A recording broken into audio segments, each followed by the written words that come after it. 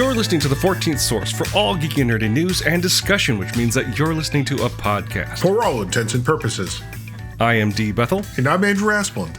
And we are your two overeducated, codependent nerd hosts, bringing you the things that we like to talk about, but filtered through inquisitive and critical lenses in the episode for Friday, July 14th, 2023.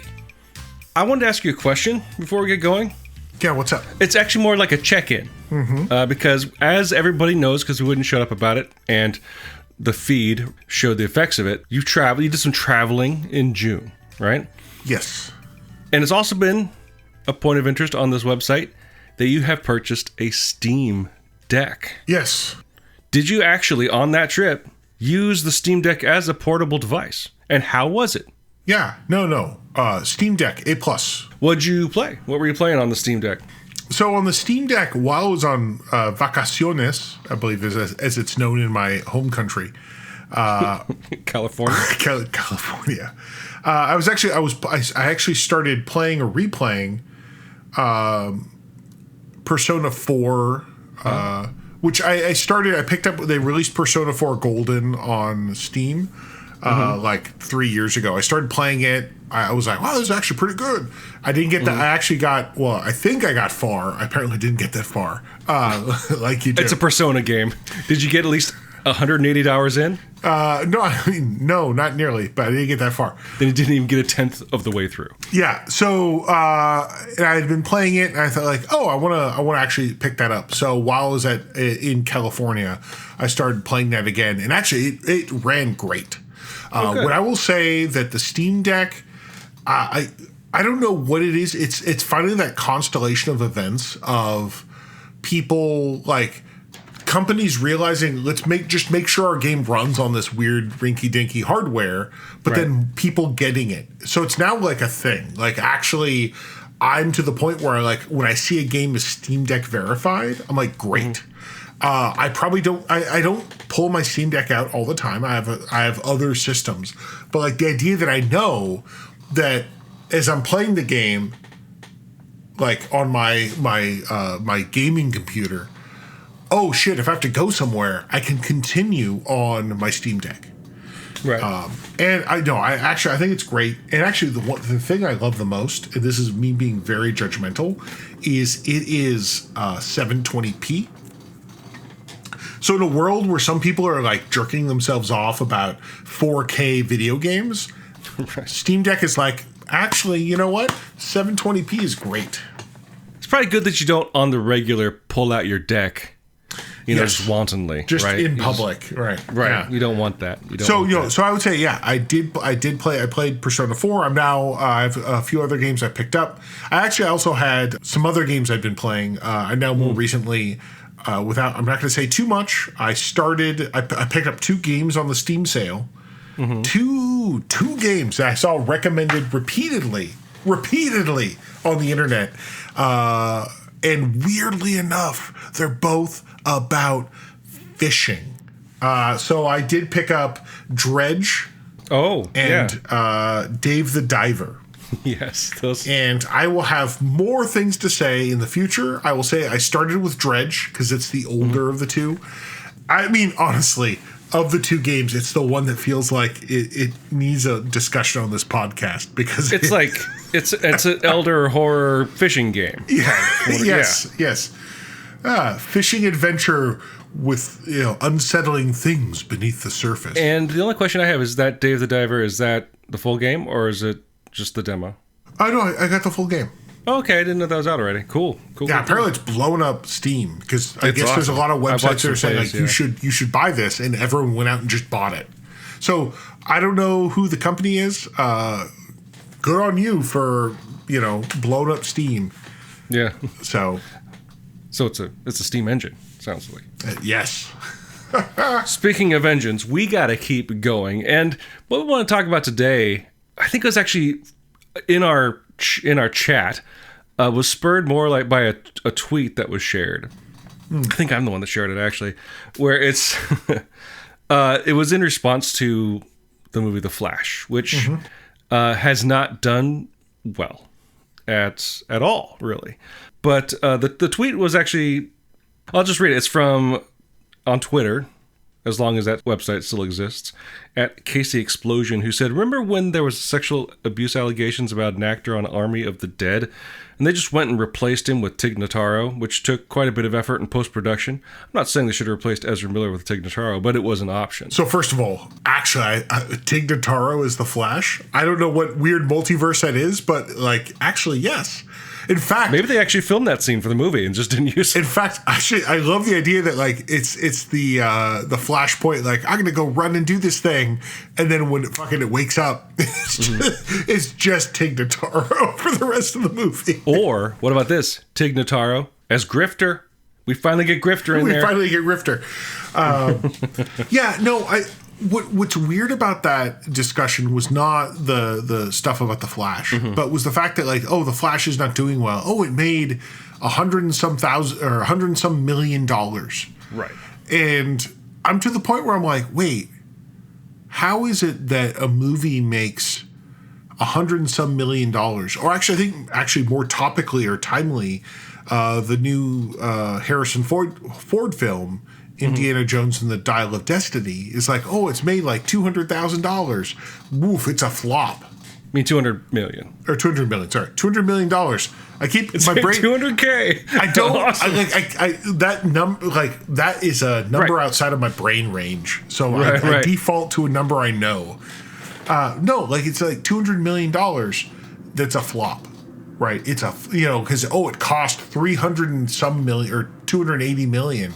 Like, wait, how do these fucking movies cost so much? Especially, I think a lot of us would jump to like, well, especially like the Flash. It's CG heavy, but the problem is like this. Apparently, the CG is kind of bad, partially on purpose, partially not. Right. Right. I know from firsthand experience. Indiana Jones, as practical as it wants to be, there's lots of computer enhancement as well as CGI in there, as well as the very publicly publicized sort of de-aged sequence. But even then, like I will say, I've seen Dial of Destiny. The short of it, I liked it quite a bit. We'll save that top conversation for a different day. But I will say, like, I knew that de-aging sequence was coming up. And when you first see it, my first reaction was like, oh, damn, this looks really good. And it did for about 20 seconds. And then then you start noticing like, there's I will say it probably looked, of all the de-age stuff I've seen, probably looked the best, but it's still like that Uncanny Valley, Polar Express kind of weirdness going on that just all automatically kind of makes it look bad. Right? And I'm like, if that's where all this money is going, then stop. Yeah, let's wait until the technology becomes affordable and better. Or find someone new. Right. That's actually the part that I think makes me craziest. Find someone new. We can't. Actually, Indiana Jones replaced him with Tig Notaro. Well, and that's, I guess, the thing that for me is like, if this is the shit you're spending all the money on, right? Like, man, what did they do 50 years ago? They just cast someone else, and like, I don't know if part of it is the idea that we're in this weird, obsessive cultural thing where like only one person can play the part. Like, no, man, just like, actually, wait, Indiana Jones. Guess what? 4 to 5 people had played the part. Right, there was the little baby in the Young Indiana Jones Chronicles. There was the young adult version, and there was the old man. So that's 3. There was Harrison Ford, and there's probably someone else I'm not thinking of. Right? I think that what was River Phoenix part of? Oh yeah, there you go, River Phoenix. There's 5. He's dead. 5. I know he's dead. But like the idea that like we know, like, can you imagine if they made Indiana Jones and the Last Crusade now? They'd be like, no, we have to de-age Harrison Ford to when he was fucking a teenager. Right? No, just cast someone else. Right. Just cast someone else. And that's actually the thing that, like, when I see, like, oh, this movie cost $600 billion, and you're like, what are you doing? And it's not even a practical versus CGI stuff. It's like, are you just like, do you spend part of the filming period setting money on fire? Well, I'll see if I can find the the thread on Twitter. Well, that's ironic now, but it was in the wake of, I forgot which movie it was specifically talking about. It might have been actually with The Flash. It was, because it was someone that said, like, I worked on this. And then this CGI artist broke down kind of how both Warner Brothers and Marvel basically do CGI. They bid stuff out, and pricing's all fucked up because a CGI shot is worth a certain amount of money, no matter how much CGI or not is in that shot. And then there's these really strict timelines, right? So it's like they're even spending money. They're spending money very poorly because they're hiring for the lowest bidder and putting them on very strict deadlines. So that these people they've hired are not going to be able to put in their best work. Oh, right. Because they're sleeping under their desks, they're working on the weekends, and are suffering. Well, it's kind of the idea that like it's paid per shot. Mm-hmm. So it's almost like, well, then we need to put more CGI into the shot, right? Because we're paying per shot. It's like, well, then what?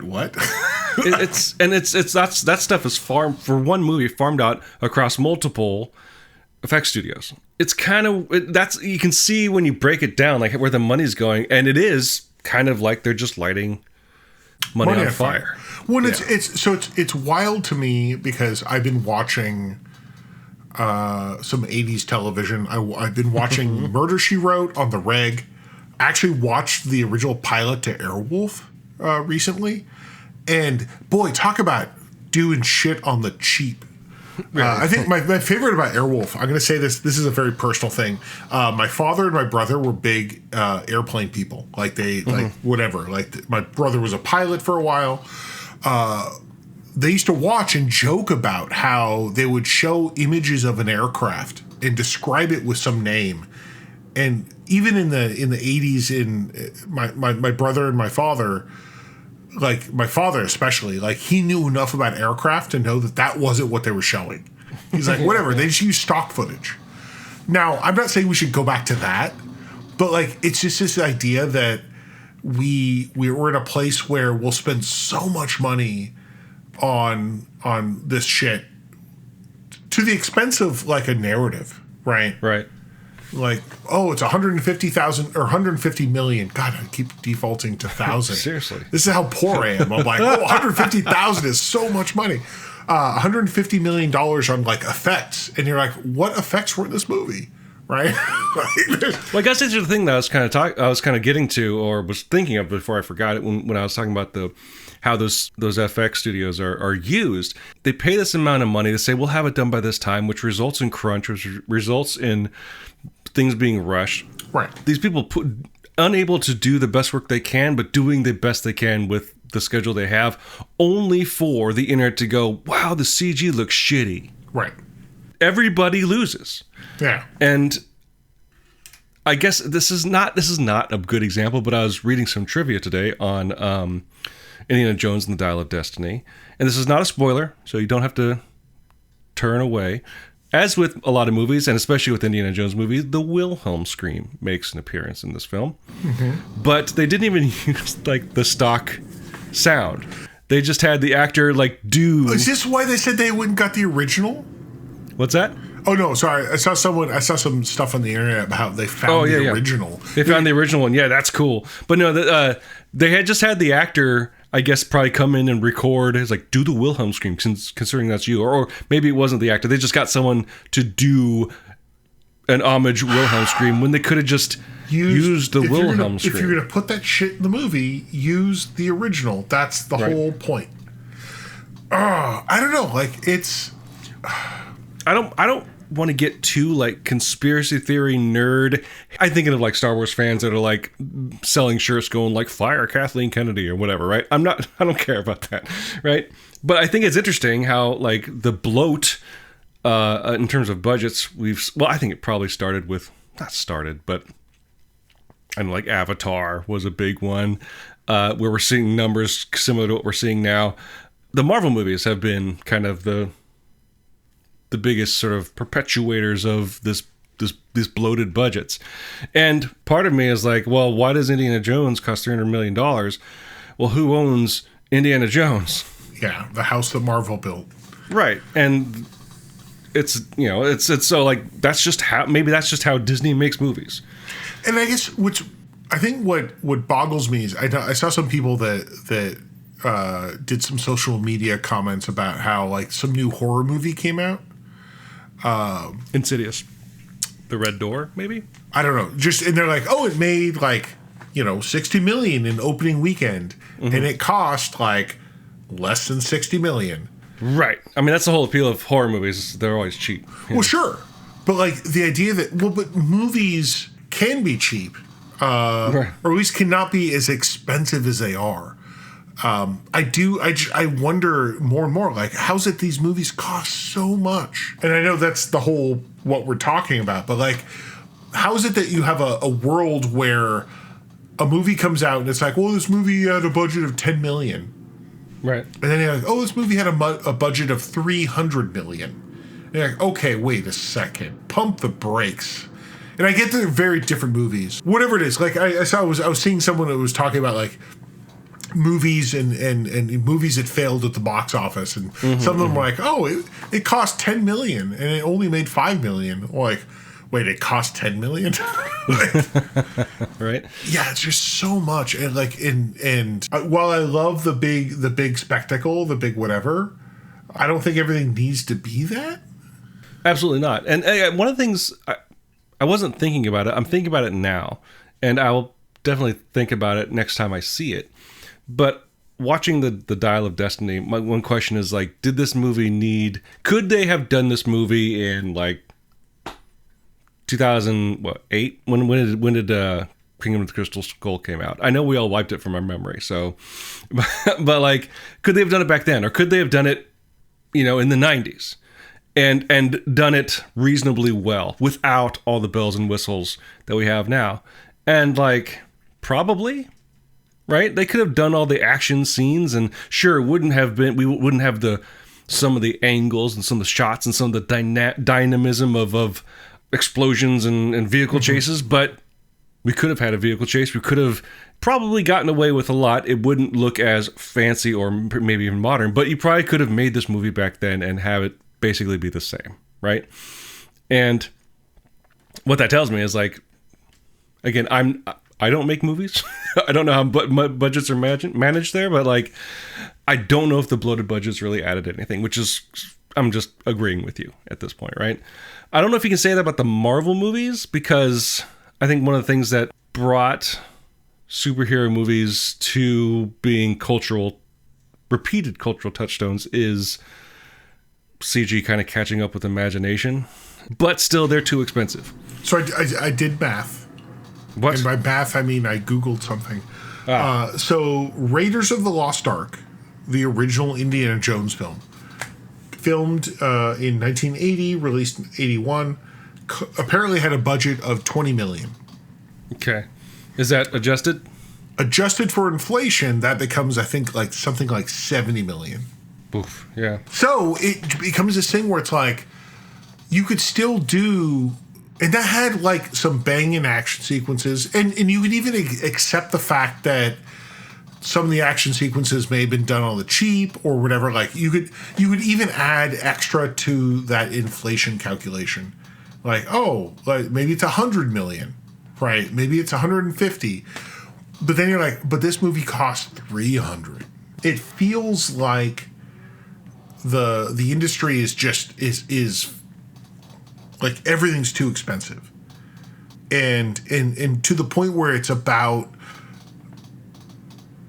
like the wrong things. Like it's about like let's pay too much for the big star or the big director or the big whatever. Let's pay big money for the CGI that we didn't need, right? Like I always think back to Waterworld. Man, that movie cost like $200 million or some shit. And I remember hearing that like one of the things is like, oh, let's use CGI to fix Kevin Costner's hair. Right. And you're like, or not. Right. Or not. Like, don't do that, because do it with, I don't know, a comb. Right. Well, I wonder, like, did this kind of bloated spending kind of, it probably didn't start with one spark, but the Star Wars re-releases where they're like, let's add a bunch of shit in the background. I believe what you mean to say is, let's remove my wife's name from the film. I believe is what that actually is. Let's fix Luke's his what the laser swords. What are they called? Like lightsaber. Jesus Christ. The lightsaber colors, because apparently that was all over the place. I actually did my own calculations. Thanks to Google.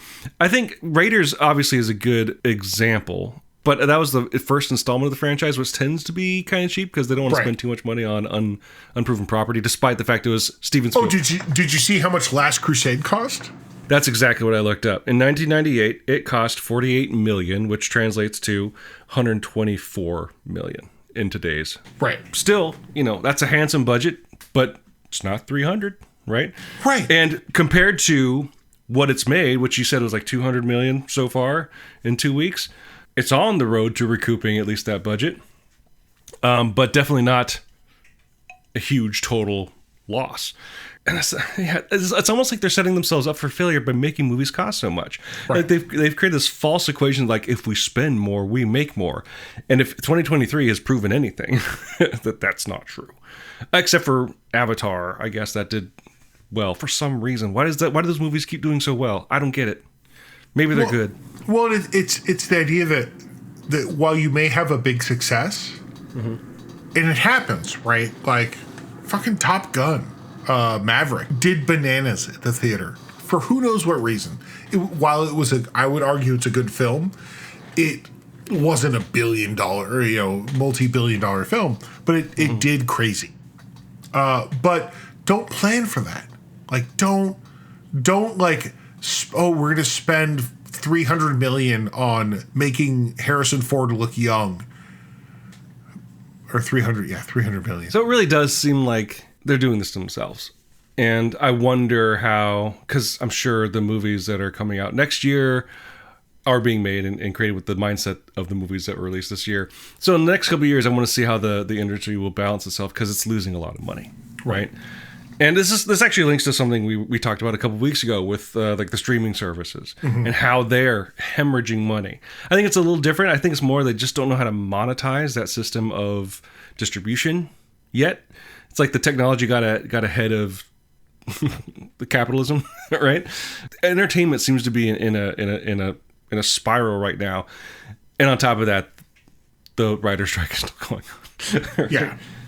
When and I'll say this, like I think about this, about how a huge, at least in my world, a huge part of like entertainment, of what people talk about, is Critical Role, which is like, I mean, it's not cheap, but it is literally people sitting around a table playing a role-playing game.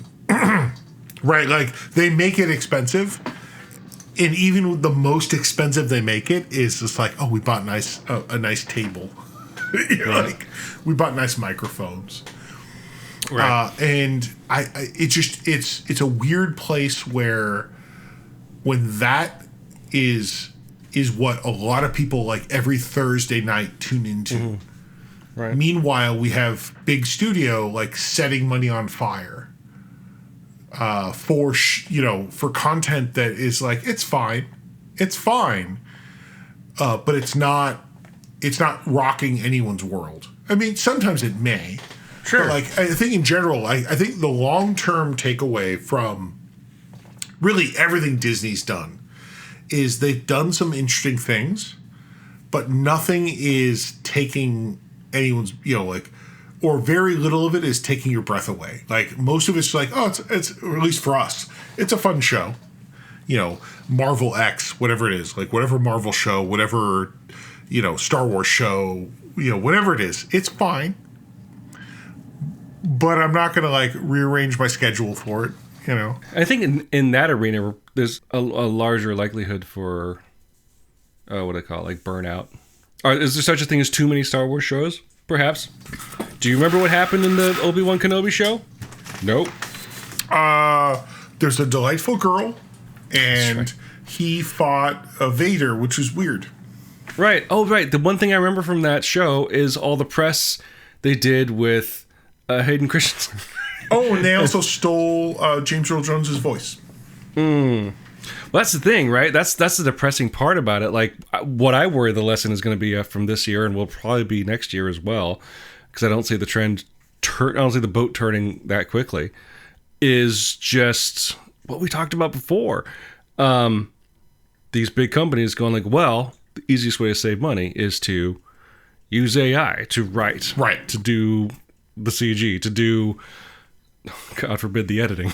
But well, and so I think there's an important thing to address in that as we move away from film.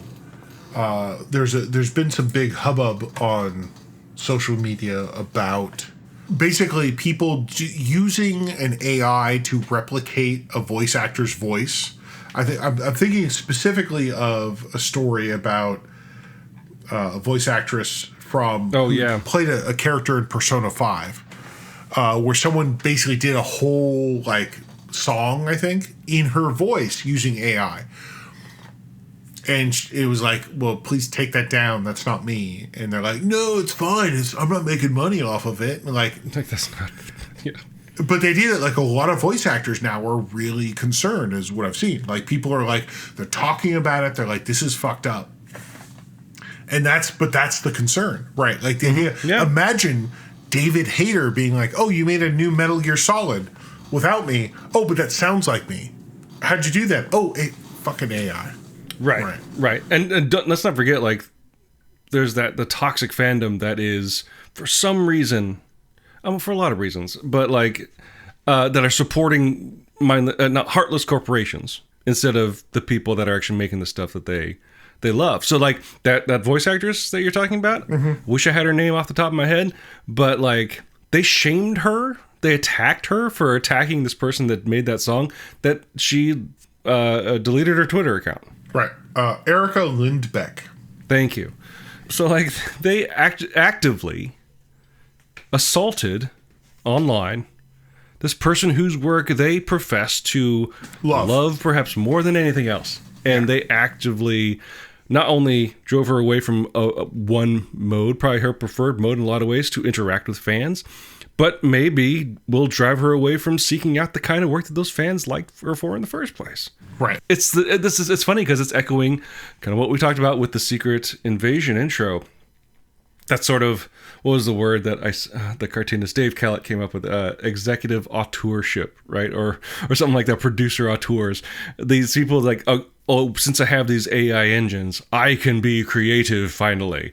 And I'll show them that I have all the right decisions and creatives do not, right? Whereas some of the biggest movies from this year, successful movies, have been created by people with very strong voices as authors, right? There's Guardians of the Galaxy as a James Gunn joint, and Avatar, a James Cameron joint. Obviously, they didn't make those movies by themselves, right? But part of the draw is that, like, oh, this is a Jim Cameron movie. Oh, this is a Jim Gunn movie. Wow, a lot of Jims is what I'm learning. But not to kind of push the point too far, I think I actually know why Indiana Jones, despite being, again, I will say it's a great movie. It's a really good Indiana Jones movie. The reason why it didn't do well, it can be pinpointed to one thing, Andrew. Drew Struzan did not do a poster for it. It's because he's retired, but you can't have an Indiana Jones movie without a Drew Struzan poster. I'm just saying. Oh, sure. That's what it is. Mm-hmm. Absolutely. Not any of those other things. Nope. Just the poster. I mean, there's no solution here. I mean, we're recording this in the 70th, I think, day of the Writers Guild strike. Yeah. Oh, and some crazy shit has come out about that too. And we're seeing, everything about it's gross. Writers are just, people want to write, people want to create, but. Did you see like the communiques that have come out that I guess were leaked out, where it's these executives saying, oh, if we keep holding out, then these writers will start losing their like apartments and won't be able to buy groceries, and then we can negotiate. Which I've heard that that like that's just a scheme by the big production companies. But also, like, if the idea is that writers are so poor that after a few months of striking, they won't be able to strike anymore and they'll have to come back to work, that absolutely supports the idea they're not paid enough. Exactly, right? They're making their own point. Right. Meanwhile, I hear another billionaire something, right? So, but that's okay. That's America. Yes, and the internet, I would actually say, just in general, which is more than America. Oh yeah, it's only made America worse. Which wasn't hard, but boy oh boy.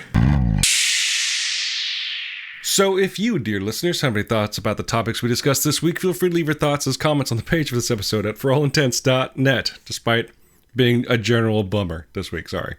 You also post your comments or engage in conversations with other listeners on our Facebook page. You can find us on other social media as well, specifically at the places where we like to frequent, which means you can find Andrew on Mastodon at profounddark at dice.camp. You can find me on Instagram at dbethelcomics. While you're at our website at forallintents.net, you can also take a look at our YouTube page, which you can find by clicking on the link in the corner that says YouTube.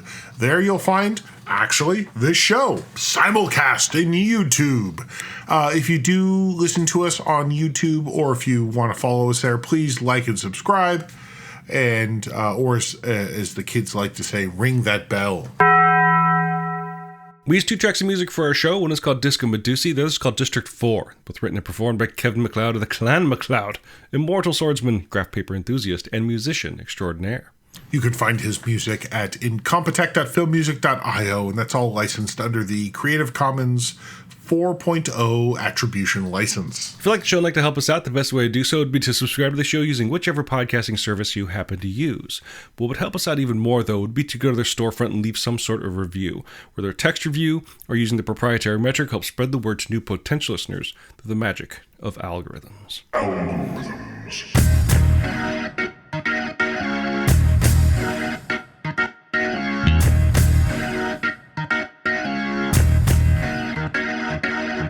Now, Andrew, we're not perfect either. We're not? Having a show, even into our late 30s, early 40s, we are always learning how to do things correctly, how to not take advantage of the artists we love. Because this is a couple weeks ago now, or was it last week? I don't remember. I took advantage of a musician we love, Vince DiCola. We were talking about Rise of the Beasts, and we're talking about how, like, the soundtrack, the score echoed the Unicron medley from the original Transformers movie in '86. And so, not even thinking about it, I inserted a short amount of the Unicron medley by Vince DiCola, something I love, I wanted to share. And YouTube taught me a lesson, that we can't do that to our fans in Russia. What? Yeah, that's where the show got the video got taken down. People in Russia can't listen to that episode on YouTube. Just in Russia? Yeah. Wait. Just in the home country of Ivan Drago, whose theme sounds suspiciously like Unicron's theme. Well, that feels like that's a Ivan Drago problem, not a YouTube problem. That's fun. Yeah, I think, you know what? Vince DiCola would appreciate us spreading the love, so to speak. Like mustard on toast.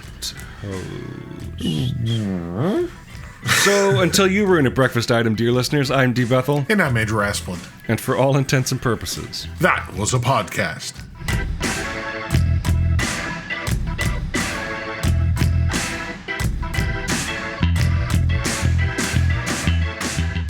And honestly, thinking about Star Trek and everything else, like when they're like, "Oh, we spent $5 million per episode," and you're like, "Why?" Like, why? Like, all right, let's buy every Star Trek show, right? Like, I don't trust it. Like, add to cart.